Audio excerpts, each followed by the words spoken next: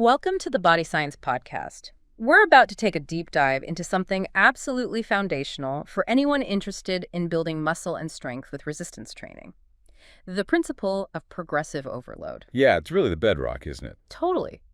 Think of this as the cornerstone upon which all, consistent physical progress in the gym is built. At its core, it's the simple idea that your muscles need a stimulus to grow, and crucially, that stimulus must increase over time for growth to continue. Right, simple concept, but... But the application, it's systematic. It's much more nuanced than just blindly trying to lift heavier every single time you walk in. Definitely, it's a process. And it's an old principle, right? Like really old. There's that famous ancient Greek story of Milo of Croton. Ah, yeah, Milo and the calf. Classic. Exactly. He supposedly grew incredibly strong by carrying this young calf every day as it grew into a full-blown bull. And that gradual, consistent increase in the challenge, that's it, right there. That's progressive overload in action. Intuitive. It's such a great visual for it. It is. And it's a beautiful sort of organic example of how the body responds to demand. But it's also important, I think, to set the stage by understanding what happens when you first start training. Ah, the newbie gains phase. Exactly. Many beginners experience this really exciting, rapid increase in strength.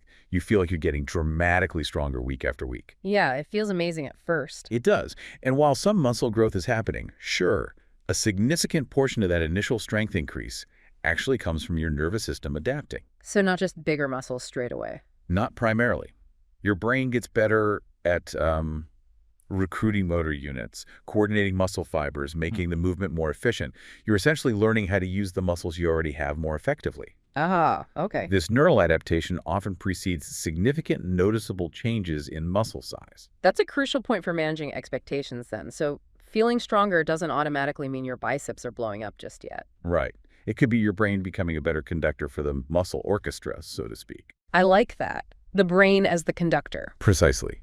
It's like your body is optimizing its software before it starts investing heavily in hardware upgrades. Okay, so progressive overload is essential for the actual hardware upgrade, the real muscle growth, and sustained strength gains over time. That's the core of it. So the big question we're tackling today is not just recognizing progressive overload, but really understanding why it's non-negotiable for building muscle. And then peeling back the layers on the practical ways you can implement it consistently in your training. Yeah, the how-to. Whether you're just starting out or you've been lifting for a while. Absolutely. Because if you bypass this principle, you'll find yourself stuck pretty quickly. Hitting that wall. Exactly. The human body is remarkably efficient, and it loves homeostasis. It seeks equilibrium, a stable internal environment. Wants to keep things the same. Right. Once your muscles have adapted to a certain level of stress, a particular weight or volume, they see no reason to expend the extra energy and resources required to build more muscle or get stronger. So homeostasis is like the body's comfortable couch, and progressive overload is the annoying friend who keeps trying to drag you off it. Huh. That's a pretty good analogy, actually. Muscles adapt to the current demand. Once that demand becomes the new normal, the stimulus for further growth just disappears. It's gone. You've reached a state of adaptation to that specific stress. And that's exactly why people hit plateaus, right? You're doing the same number of reps with the same weight on your squat week in, week out, and your legs just aren't getting bigger or stronger anymore. Exactly. That plateau is the body's way of saying, okay, I've handled this level of stress. I'm good here. No need to change further. Comfort zone achieved. Pretty much. Progressive overload is the essential trigger needed to break through that plateau, to tell your body, nope, current state isn't sufficient. You need to continue the adaptive process. It's that persistent signal demanding continued growth and strength increases. This whole idea of push and pull, stress and adaptation, it immediately makes me think of Hans Selye's work on the General Adaptation Syndrome, GAS. Oh yeah, it's a perfect framework to view this through.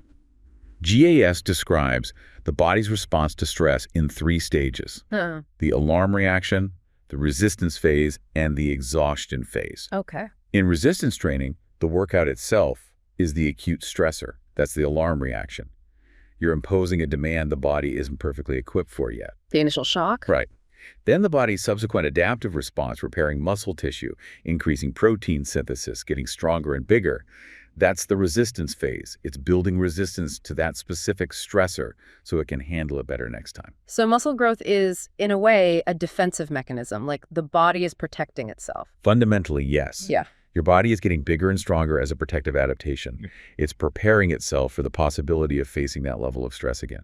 That's a cool way to think about it. And the progressive part of progressive overload is what keeps you out of that third phase, the exhaustion phase. Precisely. That's key. If you apply stress too much or too fast, or, importantly, if you don't allow for sufficient recovery between sessions, you push your body into that exhaustion phase. And this isn't positive adaptation. This is overtraining. Which is bad news. Very bad news. The body systems become depleted, muscle repair is hindered, performance drops, and you dramatically increase your risk of injury. Progress slows, stalls, or even reverses. So you go backwards. Potentially, yes. Progressive overload is about applying manageable increases in stress, giving the body just enough signal to adapt positively without overwhelming it into exhaustion. You have to respect that fine line. It makes the name so clear. It has to be progressive, not just overload, gradual increase. Exactly. Okay, so we've got the big picture. Stress, adaptation, avoiding exhaustion. Now let's go even deeper. What's actually happening inside the muscle cell to stimulate growth? Brad Schoenfeld's research comes to mind here. Right. His work has been hugely influential in highlighting three main mechanisms or pathways through which resistance exercise triggers muscle hypertrophy. And progressive overload is crucial because it ensures these signaling pathways are constantly being activated or reactivated to continue stimulating growth over the long term. Okay, let's break them down. Starting with what many people might intuitively grasp. Mechanical tension. What does that involve? Mechanical tension is essentially the physical force that's applied to the muscle fibers and the connective tissues within the muscle during exercise. The pulling and stretching. Exactly. Think about the muscle stretching and shortening. Under load, the pulling and pushing forces generated. This is often considered the most important driver of hypertrophy. It's about the direct stress placed on the muscle structure itself. So lifting heavy weights naturally creates high mechanical tension. Makes sense. Absolutely. Heavier weights, particularly when lifted through a full range of motion, impose significant force. Full range of motion is key here too. Oh, definitely. Taking a muscle through its complete range under load generates tension at different muscle lengths. And there's some pretty compelling research suggesting that generating tension when the muscle is in a stretched position. Like the bottom of a squat. Exactly, or the lowest point of a Romanian deadlift. That might be particularly effective for stimulating growth. Could be due to greater muscle activation or maybe unique signaling pathways getting triggered at those longer lengths. Interesting. So it's not just about the number on the weight plate, but how that weight is moved through space, controlling the movement, especially that lowering phase, the eccentric. Yes, the eccentric phase is crucial. That controlled descent under load is vital for building tension. And the body has these amazing cellular sensors, mechanoreceptors, that detect this physical force. Okay. This physical force is then converted into biochemical signals inside the muscle cell, a process called mechanotransduction. Wow. Physical force to chemical message. Yeah. It activates key pathways like the mTORC1 pathway, which are like cellular switches that turn on protein synthesis, the actual process of building new muscle tissue. So the mechanical force is the initial signal that tells the muscle, hey, we need to start building. Fascinating stuff. Okay, that's mechanical tension. What's the second mechanism? Muscle damage. Now, this sounds counterproductive, right? Yeah, damage sounds bad. But microscopic damage to the muscle fibers is actually a key stimulus for growth. This damage often occurs during high-force contractions, particularly during that eccentric, the lowering phase, or when you're performing movements your body isn't quite used to yet. So that feeling of soreness the next day, DOMS, is that the muscle damage we're talking about? That post-workout soreness, delayed onset muscle soreness, is often associated with muscle damage, yeah? Though it's not a perfect indicator, of how much growth stimulus you've actually created. Right. But when muscle fibers are damaged, even microscopically, it triggers an inflammatory response in the area. This inflammation, along with the release of certain growth factors, signals the body's repair crew. And who are the repair crew? The stars of the show here are satellite cells. These are basically dormant muscle stem cells that lie on the surface of muscle fibers. When damage occurs, these satellite cells get activated. They proliferate, meaning they multiply, and then they fuse onto the existing damaged muscle fibers, or are sometimes fuse with each other to form new fibers. This process is essential for repairing the damage and increasing the size and number of myofibrils, the contractile units within the muscle fiber. Making the muscle bigger and stronger. Exactly. So a controlled amount of damage is necessary for the body to trigger this repair and sort of overcompensation process. Precisely. It's like creating tiny structural challenges that the body responds to by reinforcing and expanding the structure. However, and this is crucial, we're talking microscopic damage.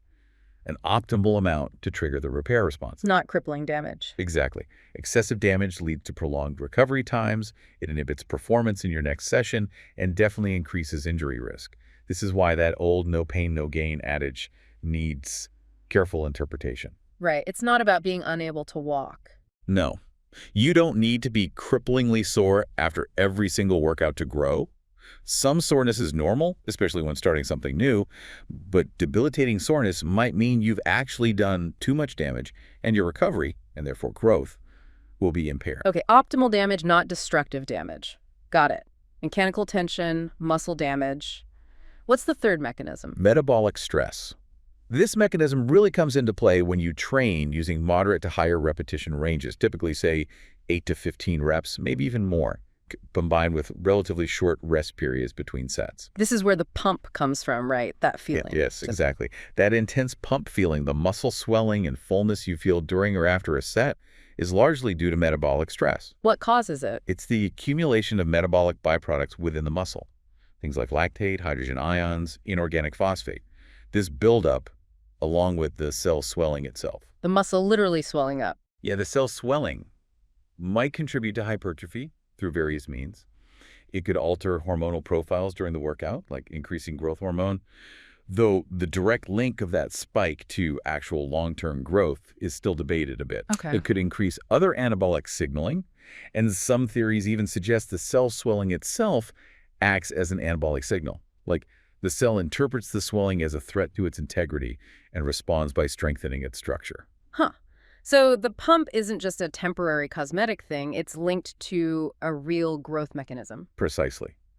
While perhaps not always considered as potent as mechanical tension on its own, metabolic stress definitely plays a role and can be a primary driver of hypertrophy, especially with certain training styles, like bodybuilding-focused routines. So it shows there are multiple ways to trigger growth. Exactly. It highlights that different training styles, different rep schemes, different rest periods can all be effective by emphasizing different mechanisms. And these three mechanisms, tension, damage, stress, they don't operate in total isolation, do they? They probably influence each other. Oh, absolutely. They work together. Any resistance training stimulus will likely hit all three to some extent. The emphasis just shifts depending on the variables you choose. Like lifting heavy versus higher reps. Right. Lifting a very heavy weight, focusing on high mechanical tension will still cause some muscle damage and generate some metabolic stress, although perhaps less than doing, say, a set of 15 reps with shorter rest periods. And vice versa. And vice versa. A high rep set with short rest, creating high metabolic stress, will still generate mechanical tension and cause some muscle damage. The key takeaway here is that strategically varying your training over time, which is the essence of periodization, can help ensure you're adequately stimulating all these pathways. That likely leads to more comprehensive and better long-term growth. It's about finding the right balance and emphasis for your goals at different times. Okay, the science of why progressive overload works, down to the cellular signals, is becoming much clearer. Now for the really practical side. How do you actually take this principle and apply it in the gym? Because, like you said, it's much more than just slapping another 5 pounds on the bar every week. Exactly. That's the most common starting point for understanding overload, adding weight, but it's just one tool in a much larger toolbox. Progressive overload is about increasing the total stimulus or the total demand on the muscle over time. And you can achieve this by manipulating various training variables. Let's go through that toolbox then, starting with the most intuitive one. Increasing resistance or lifting heavier. Right. This is often the first method people think of. The logic is straightforward. If you lift more weight than you did last time for the same reps and sets, the mechanical tension is higher, and you've created a new stimulus. Makes sense. The process typically involves achieving your target number of reps and sets for an exercise with good form at a certain weight. So hitting your goals first. Yes. And then making a small, manageable jump in weight for the next training session or the next training cycle. Okay, let's use a consistent example. Yeah. Say the barbell bench press. Good one. Let's say you're aiming for 4 sets of 8 to 12 reps. You've been benching 60 kilograms, and you've consistently hit all your sets for 12 reps with solid form for maybe a session or two. Maxed out the reps at that weight. Exactly. Yeah. That's the signal that 60 kilograms isn't really enough overload anymore for that rep range. So next session, you'd move up to, say, 62.5 kilograms or maybe 65 kilograms, the smallest comfortable increment you have available. Okay. Now, at that new, heavier weight, your reps might naturally drop back down. Maybe you only get 8 or 9 reps per set. And that's okay. That's perfectly okay. It's expected. The increased weight is the overload now. Your new goal becomes building your reps back up to 12 at this heavier weight. This method most directly targets, obviously, mechanical tension. Got it. Increase the weight, reps drop, build the reps back up, which leads nicely into the second method, increasing repetitions at the same weight. Yeah, this is often used hand in hand with increasing weight, especially in methods like double progression, which we should definitely talk more about for beginners. Okay. But the core idea here is you keep the weight constant, but you aim to do more reps per set than you did previously. So sticking with the 60-kilogram bench example. Right. If you did 60 kilograms for 4 sets of 8 reps last week, maybe this week you really push and try for 9 reps on your first set, even if the others stay at 8. Or maybe last week you only got 7 reps, and this week you managed to hit 8 reps on all 4 sets. That's progress. So adding even just 1 rep counts. Absolutely. You continue adding reps session by session, ideally at that same weight until you reach the top of your target rep range across all your working sets. So if my target range is 8-12, I'd work up to hitting 12 reps on all 4 sets with 60 kilograms before I even think about increasing the weight to 62.5 kilograms. Exactly. That's the essence of using reps as the primary progression tool in that phase. This approach progressively increases the time under tension and slightly increases the volume per set. It targets mechanical tension, and as the sets get longer with more reps, it starts to incorporate more metabolic stress too. Feels like a solid way to build control, too. It really is. It's a less jarring progression than just adding weight all the time, and is fantastic for building strength and control at a given load before moving up. Okay, so we have adjusting weight and adjusting reps. What about increasing volume, doing more work overall? Increasing volume means doing more total sets for an exercise or for a muscle group, either within a single workout or across the entire week. And this is a major, major driver of muscle growth. More sets equals more growth, generally? Generally, yes. Up to a point, of course. Research, like that summarized by Schoenfeld again, suggests there's a pretty clear dose-response relationship between volume and hypertrophy. Often, recommendations land somewhere between, say, 10 to 20 sets per muscle group per week for optimal growth. But that depends hugely on the individual, their recovery, training experience, etc. So how do you progress volume? Simply put, if you're currently doing, say, 3 sets per exercise for a muscle group, you can gradually progress to 4 sets, then maybe 5 sets over time, or add another exercise for that muscle group. As long as you can recover adequately from the added workload, increasing sets is a powerful overload tool. So if I'm doing 3 sets of squats, just moving to 4 sets with the same weight and reps I used last week, that is a form of progressive overload. Absolutely. You've increased the total work done by that muscle group. You've placed a greater overall demand on your body and the target muscles.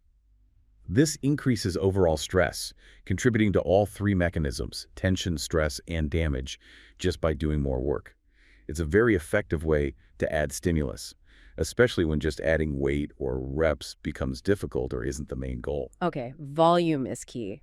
How does increasing training frequency fit into this picture? Hitting muscles more often. Increasing frequency means training a specific muscle group more often within the week.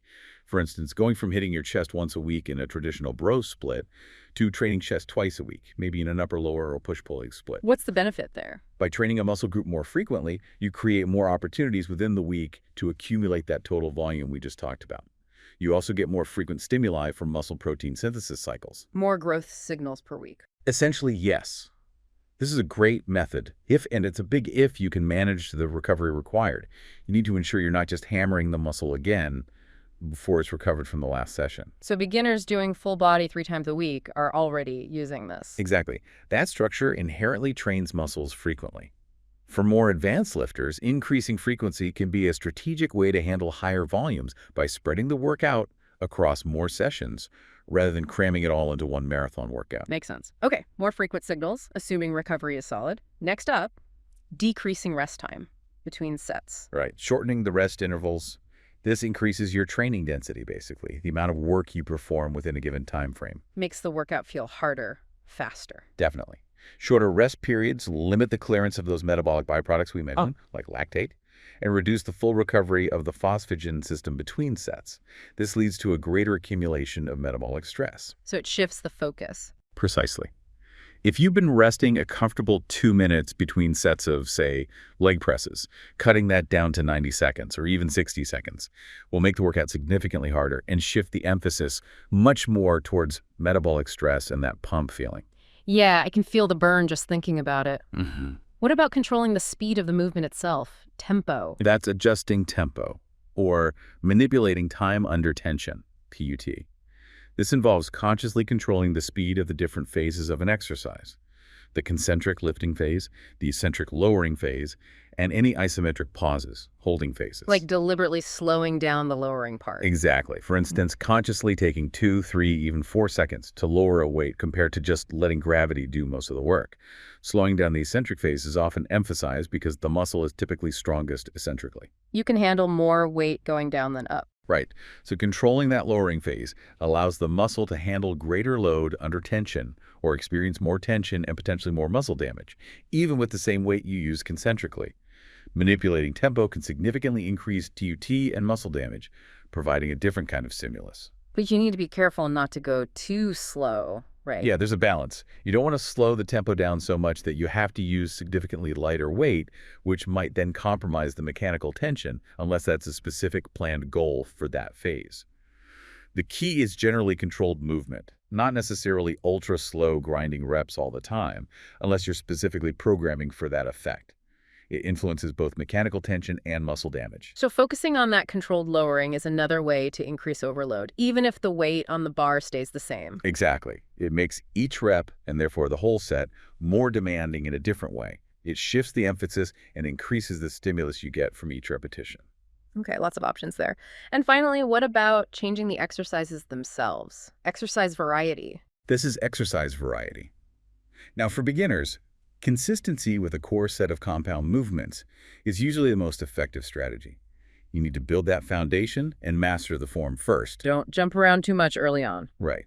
But for more intermediate or advanced individuals, or when you hit a really stubborn plateau on a specific lift, strategically changing exercises can provide a novel stimulus. Like switching from barbell to dumbbell bench. Exactly. Or if your barbell bench press is stalled, switching to incline bench press, or maybe dips, for a training block can challenge the muscles in a slightly different plane of motion or a different range, providing a new form of overload that the body hasn't fully adapted to yet. This is a key tool in periodization and for breaking through plateaus, providing new stimuli. But it's strategic, not random. Absolutely. It's less about just doing something different for the sake of novelty and more about strategic rotation when progress genuinely halts on your established core movements. So for someone just starting out, the advice is generally stick to the same core exercises for a decent period. Absolutely. Master the fundamental movement patterns first. Don't fall into the trap of program hopping or changing exercises every week just because you saw something new online. Consistency on core lifts allows you to effectively track your progress using these other overload methods, adding reps, sets, weight. It sounds like these methods maybe have a kind of hierarchy for beginners. That's a great way to put it. You could think of it like this. Start by focusing on increasing your reps with perfect form within a set range. Once you hit the top of that range for your target sets, maybe look at adding an extra set.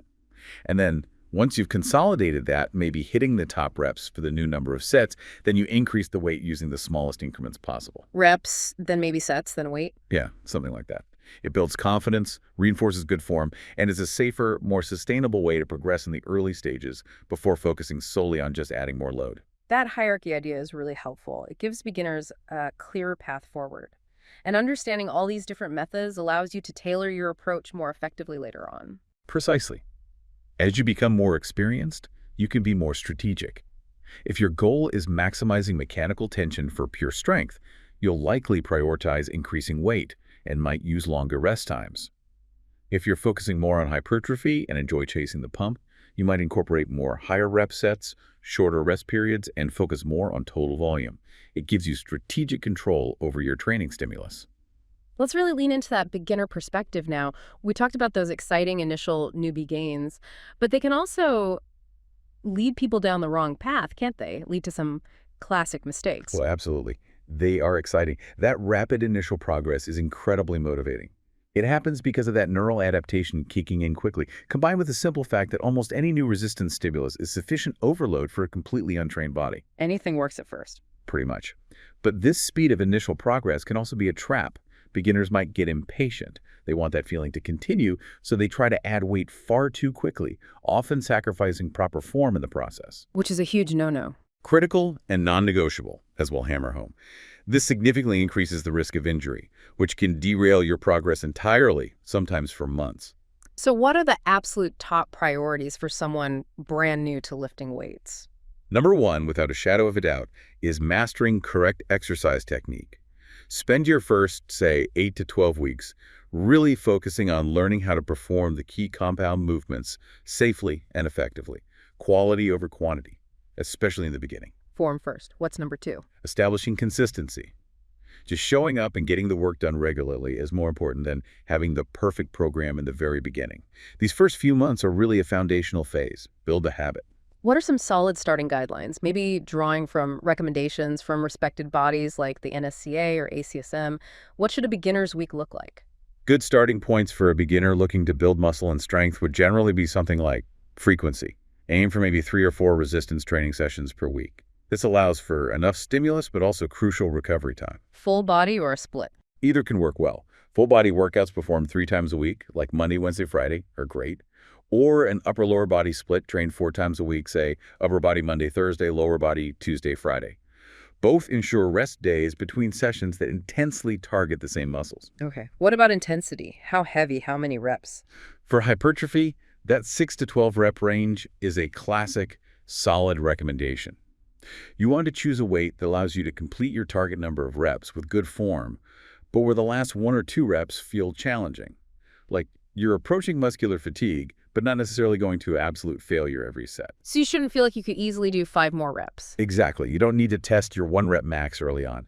Gauging the effort level, feeling that challenge on the last reps is sufficient initially. And how many sets per exercise? Start conservatively. Maybe just 1 or 2 sets per exercise initially. This lets you practice form without excessive fatigue and manage recovery. As you get stronger and more conditioned over several weeks, you can gradually increase to 3 sets per exercise, which is a common benchmark for many programs. Makes sense. Ease into it. Rest between sets. Around 60 to 90 seconds between sets is a good starting point for beginners aiming primarily for hypertrophy. This allows for some recovery but still builds up a bit of metabolic stress. And if lifting heavier? As you get stronger and maybe start using slightly lower rep ranges for strength, you might naturally find you need slightly longer rest. Perhaps up to 2 or even 3 minutes, especially on big, heavy compound lifts like squats or deadlifts, just to fully recover your strength for the next hard set. Okay. And exercise choice. What should beginners focus on? Definitely prioritize compound movements. Squats, deadlifts, though, learn the form meticulously here. Maybe start with variations like Romanian deadlifts or trap bar deadlifts. First bench press, overhead press, rows, pull-ups, or lat pull-downs. The big base. Exactly. They work multiple muscle groups efficiently, give you more bang for your buck. Start with variations where you feel most stable and can learn the form safely. For instance, maybe goblet squats before barbell back squats if that feels better initially. And isolation exercises like curls? Add those in later as accessory exercises once your foundation on the compound lifts is solid. Focus on the big movers first. That's very practical advice. And you mentioned managing expectations earlier, especially with those rapid initial gains. How does that play into things for a beginner? It's huge. The beginner who adds, say, 20 kilograms to their squat in the first month might mistakenly think that rate of progress is sustainable forever. It's almost certainly not. The neural adaptation effect again. Exactly. A big part of that initial surge is neural efficiency improving. So learning to discern between a weight feeling easier because your technique improved or your nervous system just got better at firing the muscles versus the weight truly becoming insufficient stimulus for muscle growth. That's a key part of getting smarter in the gym. How can you tell the difference? Using a subjective tool like RPE, the rating of perceived exertion, can really help here. Let's say a set of 8 reps felt like an 8 out of 10 effort last week. This week, at the same weight, maybe it only feels like a 7 out of 10. So it felt easier. Right. That indicates you're likely getting more efficient, neurologically or technically. You're not necessarily ready to jump up in weight yet, especially if you haven't hit the top end of your target rep range. RPE helps gauge if it's a true need for overload or just increased efficiency at the current load. Ah, okay. RPE helps track the effort. So how can a beginner apply progressive overload systematically then to navigate this initial phase and build that consistent foundation safely? You mentioned double progression earlier. Yes, the double progression model is fantastic for beginners for exactly this reason. It's simple, it's effective, and it inherently controls risk. Here's the breakdown. You pick a target rep range for an exercise. Let's stick with 8-12 reps. And you decide on a number of sets, say 3 sets. You start with a weight where you can comfortably perform at least the lower end of that rep range, so at least 8 reps for all 3 sets with good form. Okay, starting point established. Now, your goal is not to add weight immediately. Your only goal, for maybe several sessions, is to increase the number of repetitions you can perform with that same weight within your target range, 8-12, across all your sets. So focus only on adding reps first. Exactly. Let's say you're squatting 50 kilograms for 3 sets. This week, you manage 8 reps with good form. Okay. Next session, you stick with 50 kilograms. You try to get more total reps. Maybe you push hard and get 9 reps on the first set, but still only 8 on the next 2. So 9, 8, 8. That's progress. One more rep. One more rep. The session after, maybe you hit 9, 9, 8. You keep training with that 50 kilograms, focusing on adding reps until you can successfully hit the upper end of your rep range, 12 reps in this example for all 3 sets. So the goal becomes hitting 12, 12, 12 reps with 50 kilograms, all with good form. And only once I've actually achieved that 12, 12, 12 at 50 kilograms, only then do I increase the weight. Precisely. Then and only then.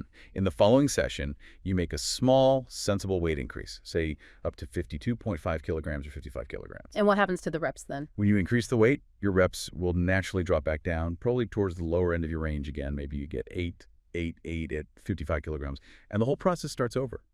You work on building your reps back up to 12, 12, 12 at 55 kilograms. Then you earn the right to increase the weight again.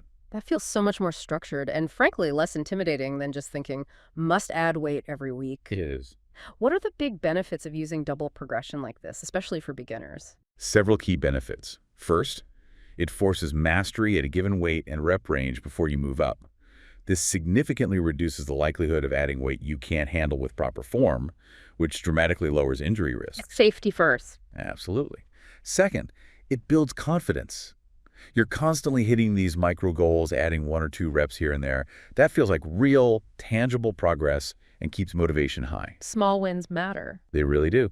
Third, it reinforces the importance of completing reps with quality over just muscling up the heaviest possible weight once or twice with bad form. It's a very safe and effective way to implement progressive overload consistently in those crucial early stages of training. Okay, that makes perfect sense. It's really about earning the right to add more weight by mastering the current load. Which brings us, again, to probably the single most paramount factor for beginners, proper form. You mentioned it's non-negotiable. Absolutely non-negotiable. Perfect technique is the absolute foundation upon which progressive overload must be built. Sacrificing form just to lift heavier weight is perhaps the most common and detrimental beginner mistake. Why is it so bad, beyond just injury risk? Is it actually less effective for growth, too? Yes, absolutely. Not only is it dangerous, drastically increasing injury risk by placing undue stress on joints, ligaments, tendons that aren't prepared for it, but it's also ineffective for muscle growth. How can it be ineffective if I'm moving more weight? Because core form nearly always shifts the stress away from the target muscles you're actually trying to grow and onto other structures or just using momentum. If you're swinging the weight during a curl or arching your back excessively on a bench press, the intended muscles, the biceps or pecs in those cases, aren't receiving the primary consistent mechanical tension they need to signal growth. The stress goes elsewhere. Yes, exactly. Progressive overload requires that the progressive stress is applied consistently to the correct muscles with consistent technical execution. If your form breaks down during a set, if you start hitching, swinging, cutting range of motion, that's an undeniable signal. Signal that. That the weight is too heavy for you to handle with good form at that moment, or you are too fatigued to continue the set safely and effectively. So the goal isn't just to lift X weight, but to lift X weight with perfect Y form. Precisely. Prioritize perfect form on every single repetition of every single set. Those first few weeks, even months, should be heavily dedicated to drilling technique, even if it means starting with lighter weights than your ego wants, or even just body weight for some movements. Learn the movement pattern until it feels smooth and ingrained. Form is king. Absolutely. Maintaining good form for all your planned reps is the true indicator that the load is appropriate for that set. Mastering correct form and developing strong muscle memory is probably the single most important thing you can do to ensure long-term, consistent, and injury-free progress with progressive overload. It sounds like investing that time and form early pays massive dividends down the line. Without a doubt. Okay, so you're focusing on form, you're using double progression. How do you actually know if you're adding reps, sets, or weight compared to last time if you're not keeping track somehow? You absolutely cannot effectively apply progressive overload without tracking your training. It's simply not possible long-term. It's not an optional extra. It's essential data collection. So get a notebook or No. DAP. Exactly. It doesn't need to be complex. A simple notebook, a spreadsheet on your phone, or one of the many basic fitness tracker apps will do the job perfectly. For every exercise, every working set, every session, you need to record the exercise name, the weight used, the number of repetitions you successfully completed, and ideally the rest time taken between sets. Why is logging that data so critical? Seems like a bit of a chore. It takes the guesswork completely out of your training. Imagine you finish your squats. You can look back at your log from the previous week or session and have objective information right there. Okay, last week I did 50 kilograms for 3 sets of 8, 8, 7 reps. This week I hit 8, 8, 8. Great, I progressed by getting one more good rep on my last set. So you know exactly what happened. Precisely. And it gives you a clear target for next time. Okay, next week I'll aim for 9, 8, 8, or maybe try to get 9 on that second set too. It provides a clear roadmap for applying one of those overload methods consistently. And it shows you when you're not progressing too. Just as importantly, yes, it shows you objectively where you're making progress and critically where you might be stalling or even regressing. This data is absolutely crucial for making informed decisions about when and how to adjust your training program. It can also highlight how external factors, like a week of poor sleep or high stress, might be affecting your performance. It transforms your training from a guessing game into a strategic, data-driven process. Okay, form consistency tracking sounds like the beginner's trifecta. Let's maybe wrap up the beginner section by specifically listing out those common mistakes we've touched on and how to actively steer clear of them. Absolutely. Awareness is the first step to prevention, right? So, common pitfalls. 1, mistake. Lack of consistency or program hopping. Not sticking to a program long enough to actually see results, or constantly changing exercises just for variety's sake. Well, what's the fix? Prevention. Choose a well-designed beginner program and commit to it. Give it at least 6 to 8 weeks, ideally 12 weeks, before thinking about major changes. This allows your body time to adapt and for you to actually implement and see the results of progressive overload on specific lifts. Okay, consistency. Next. Mistake. Ego lifting, sacrificing good form just to lift heavier weight. Prevention. Prevention. Prioritize perfect form on every single rep. If your form starts to break down, the weight is too heavy for that rep. Lower the weight, reduce the target reps for that set, or end the set. Leave your ego at the gym door. Seriously. Got it. Number 3. 3. Mistake. Progressing too fast or applying too much overload too soon. Trying to add weight every single session without mastering the current load or making huge jumps in weight. How to avoid that? Prevention. Use gradual, systematic methods like double progression. Focus on adding reps or maybe sets before jumping up in weight. And listen to your body. Excessive or debilitating soreness that lasts for days, persistent joint pain, or a noticeable decrease in performance are all red flags. Be patient. Growth takes time. Patience is key.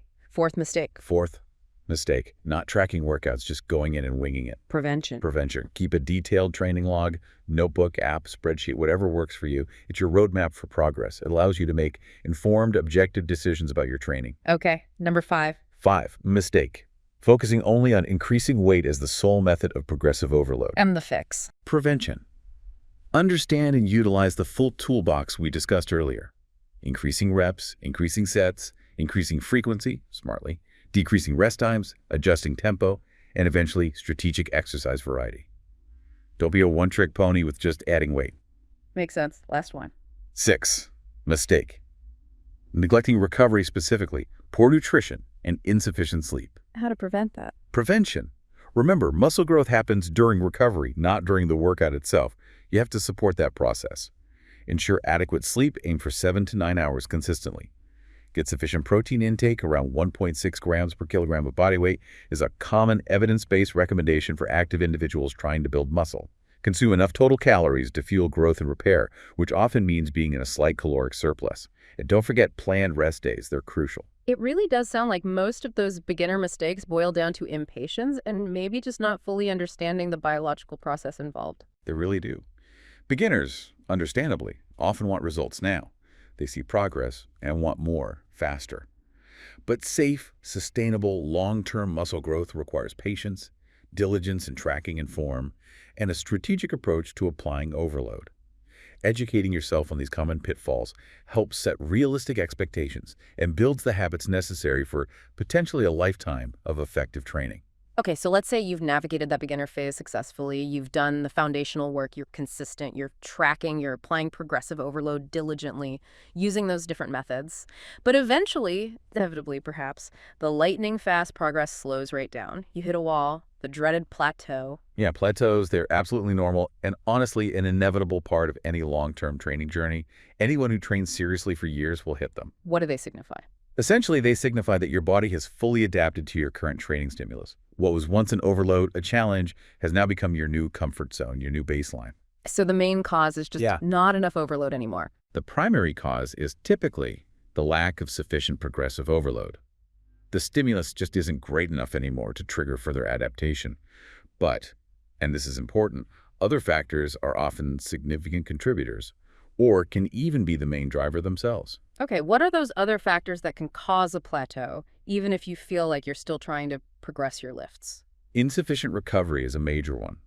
If you're constantly pushing for more stimulus, more weight, more reps, more volume, but you're not recovering adequately through enough sleep, managing stress, and taking appropriate rest days, your body simply can't keep up with the repair and growth demands. You're breaking down faster than you're building back up. Exactly.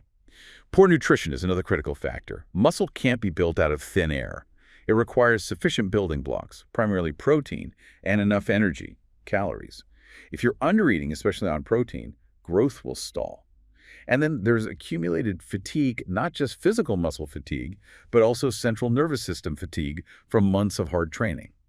This can significantly hinder performance and your body's ability to adapt, creating a plateau, even if the program on paper looks like it should still be applying overload. So a plateau isn't just a failure of effort. It's more like a signal from your body that something in the overall equation needs to change. That's a much better way to look at it. Exactly. It's your body's way of telling you, hey, the current recipe isn't working anymore for further growth or strength gains. We need either a different kind of stimulus or better support systems, meaning recovery and nutrition.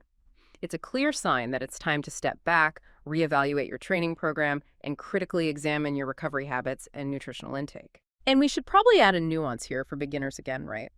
What someone new might think is a plateau might not be the same thing as an advanced lifter hitting a true adaptation wall. That's a very important distinction, yeah. A beginner might feel stalled after their initial rapid newbie gains inevitably slow down, maybe after 2, 3, 4 months. But this isn't always a true physiological plateau in the sense of the body being fully adapted to the stimulus. What else could it be then? It could simply be inconsistency creeping back into their routine. It could be small form issues accumulating and preventing them from safely adding more load. It might be unrealistic expectations about the pace of progress after that initial surge. Or, very commonly, it could be that their nutrition or sleep hasn't kept pace with their increased training demands. So before a beginner jumps to complex plateau-breaking strategies. Absolutely. They should always first do an honest audit of the fundamentals. Am I truly being consistent with my training sessions? Is my form still perfect on every single rep of my main lifts? Am I consistently getting enough quality sleep? Am I actually eating enough total calories and enough protein to support muscle growth? Often, fixing one of those basics is all that's needed to get things moving again. Good point. Dial in the basics first. But okay, let's assume it is a true plateau for someone who has been consistent, tracking diligently, and has a recovery and nutrition reasonably dialed in. How do you strategically break through that adaptation barrier? This is where really understanding and mastering that full toolbox of progressive overload methods becomes crucial. When you hit a genuine plateau, you need to systematically change the training stimulus to provide a new, different kind of challenge that your body isn't used to. So mixing things up, but strategically. Exactly. This might involve things like changing the primary overload method. If you've been relentlessly focused only on adding weight, classic linear progression, and stalled, maybe spend a training block focusing primarily on increasing your reps at a slightly lighter weight. Right. Or maybe you need to dramatically increase your total volume by adding more sets for a while. Shifting the focus. Right. Or altering rep schemes. Maybe you've been doing low reps like 5 by 5 for ages. Try shifting to higher reps, like 3 sets of 10-15 for a phase or vice versa. Right. This changes the primary mechanisms being emphasized, shifting perhaps from mostly mechanical tension towards more metabolic stress, or the other way around. What about volume and intensity adjustments? You might need to adjust volume and intensity. Sometimes you might need to push volume even higher for a short period to shock the system. Other times, you might actually need to decrease volume temporarily to allow fatigue to dissipate before ramping back up. You could also consider incorporating sets taking closer to or even strategically past muscular failure if you haven't been doing that. And exercise changes. Yes, changing exercises becomes more relevant here. As we discussed, strategically rotating in new exercise variations for a muscle group that's stalled can provide that novel stimulus needed to break the adaptation barrier. Swapping barbell rows for pendlay rows or leg press for hack squats, for example. On rest periods. You could also modify rest periods. Intentionally shortening your rest periods for a training block can dramatically increase training density and metabolic stress, forcing a new adaptation pathway. So it's really about applying progressive overload, but maybe by changing which method you're prioritizing or how you're applying it. Exactly. It's not always about just adding more of the exact same thing you've been doing. Sometimes it's about changing the nature of the stimulus. It's still fundamentally about increasing the demand on the body over time, but you might cycle through different types of demand to keep things progressing. What about taking a planned, easier week? Does that help break plateaus? Absolutely. That's the purpose of deloads. A deload is a planned period, typically about 1 week, where you significantly reduce your training intensity, your volume, or often a bit of both. Why do that? Seems counterintuitive if you're trying to progress. The purpose is multifold. It helps manage and dissipate that accumulated fatigue we talked about, both physical and neural. It allows connective tissues like tendons and ligaments time for extra recovery. And importantly, it can help resensitize your body to the training stimulus. After a proper deload week, your usual training weights and volumes can feel challenging and effective again, helping you push past a plateau you were stuck at, or even better, preventing one from occurring in the first place. So deloads are planned recovery periods. Precisely. Strategic recovery. And periodization, that's the more advanced long-term planning concept that kind of incorporates all of this systematically. Yes, exactly. Periodization is essentially a structured long-term training plan that systematically varies different training parameters like volume, intensity, exercise selection, frequency, rest periods, and plan cycles or phases. So it plans the changes in advance. Right. It usually incorporates strategic deloads and uses different training phases that might emphasize different goals, like building a strength base or focusing on hypertrophy or maybe even improving work capacity at different times throughout the year. The key idea is to manage fatigue and try to prevent plateaus proactively by changing the stimulus before full adaptation and excessive fatigue set in. It aims to ensure continuous progressive overload over months and years, not just week to week. It's a much more strategic way to apply progressive overload for long-term progress. So plateau busting strategies are essentially just more advanced applications of these core progressive overload principles, often involving changing the type of overload or strategically managing fatigue through things like deloads and periodization. Precisely. It's all about understanding that your body adapts, and you need to keep providing new, effective challenges. Sometimes that challenge is simply more weight. Other times it's more reps, or more sets, or a different exercise, or managing your fatigue better so you can actually perform at a higher level when you train. And circling back one more time to something you stressed as crucial recovery and nutrition, how big a role do they really play when someone hits a plateau? An absolutely decisive role. Yeah. We really cannot overstate this enough. Training provides the stimulus for growth, the signal, but the actual repair, the recovery, and the muscle growth itself happens outside the gym during rest. Growth happens at rest. Yes, and that entire process requires fuel, meaning adequate calories.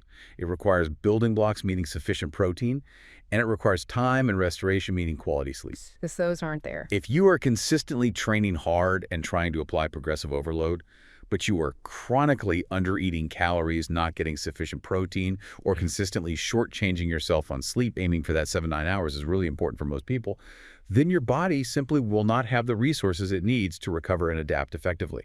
You will hit a plateau, maybe even regress, because your recovery capacity is completely maxed out, even if your training stimulus should theoretically be enough to cause growth. That protein target again? That 1.6 grams per kilogram of body weight is a widely accepted evidence-based target for many individuals actively trying to build muscle.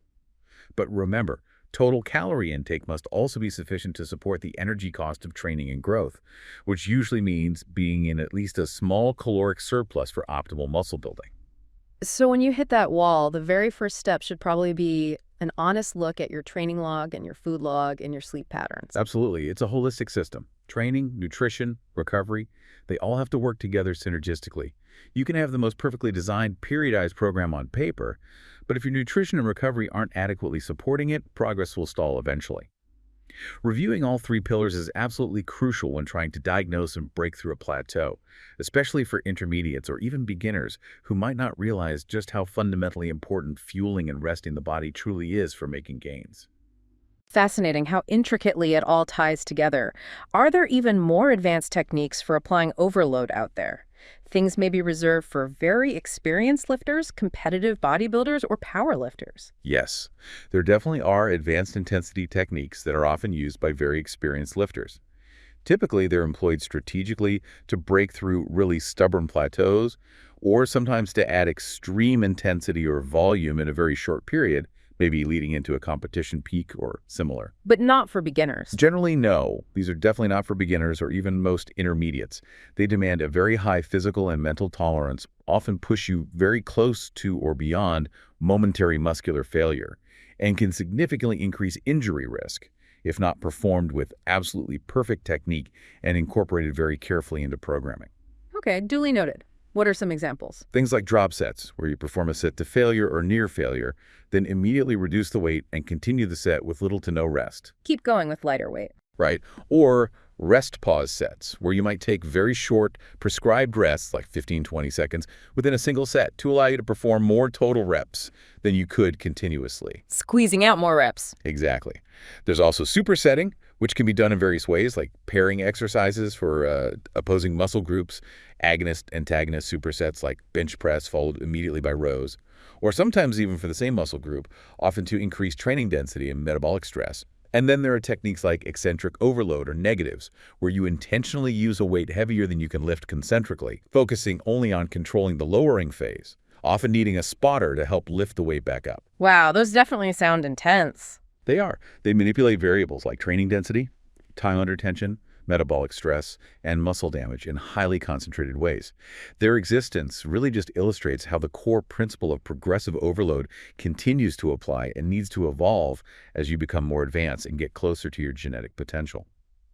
Stimulating further adaptation when you're already highly trained often requires more sophisticated and frequently more demanding methods of applying overload.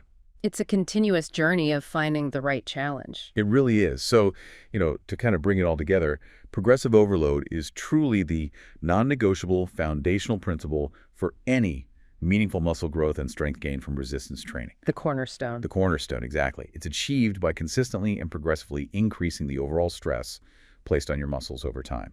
And you do that by strategically manipulating those variables. We talked about weight, reps, sets, frequency, rest time, tempo, exercise selection. But it's not just about the variables. No, absolutely not. This principle relies completely on an unwavering commitment to proper exercise form. It requires consistent tracking of your progress so you know what to change. And crucially, it depends on supporting your body's ability to recover and adapt through adequate nutrition and sufficient sleep. It really is a strategic framework that evolves with you, isn't it? From those very first weeks, maybe just focusing on learning form and adding a rep here and there, all the way up to complex periodization techniques and advanced intensity methods years down the line. Absolutely. It's not just a tactic you use for a few months. It's really a long-term mindset. It's a commitment to continuous, intelligent challenge and adaptation. Understanding and correctly applying progressive overload empowers you the individual lifter, to take active control of your physical development. It transforms your training from just random exertion or going through the motions into a purposeful, intelligent, and ultimately an incredibly rewarding endeavor. It truly is the key to unlocking your body's remarkable potential to adapt and grow stronger over the long haul. Ultimately, consistent effort, guided by smart progression, unlocks your body's incredible potential to adapt and grow.